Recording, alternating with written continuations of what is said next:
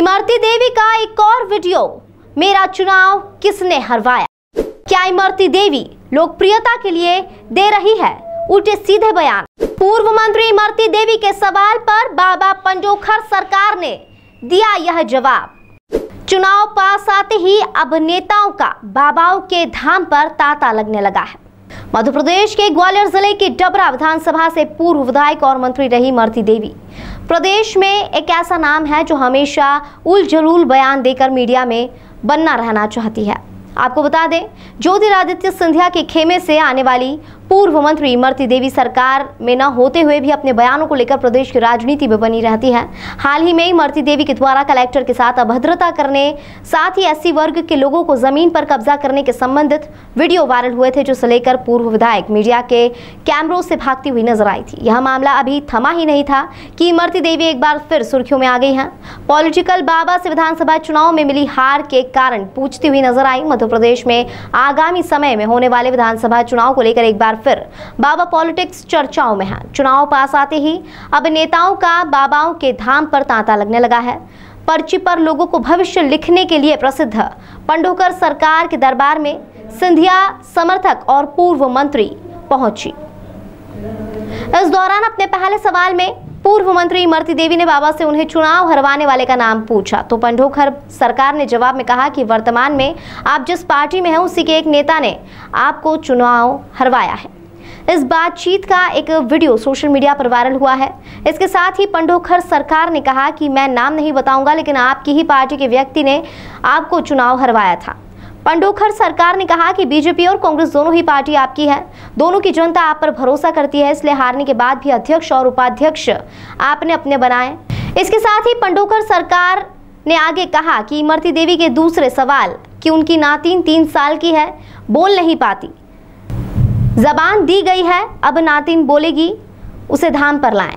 बता दें कि इन दिनों ग्वालियर में प्रसिद्ध कथावाचक जया किशोरी की कथा चल रही है, जिसमें विशेष आमंत्रण पर पंडोखर सरकार ने अपना दरबार लगाया था। बता दें कि जब पूर्व मंत्री इमरती देवी ने बाबा से चुनाव हराने वाले का नाम पूछा, तो पंडोखर सरकार ने जवाब में कहा, वर्तमान में आप जिस पार्टी में हैं उसी के एक नेता ने आपको चुनाव हराया है।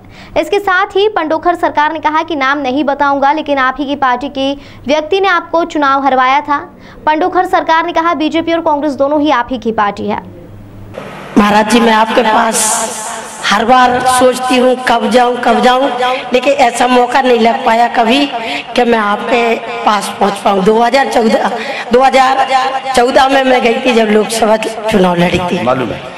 तो एक तो मैं राजनीति बहुत साफ सुथरी करती हूँ, फिर भी मुझे चुनाव कैसे हराया।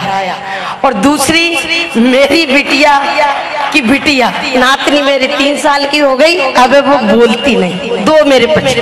पकड़िए, हमें लिखा है राजनीतिक उन्नति होगी, विस्तार होगा, हराए हुए व्यक्ति का नाम नहीं लिया जाएगा, आपके ही वर्तमान की पार्टी का व्यक्ति है।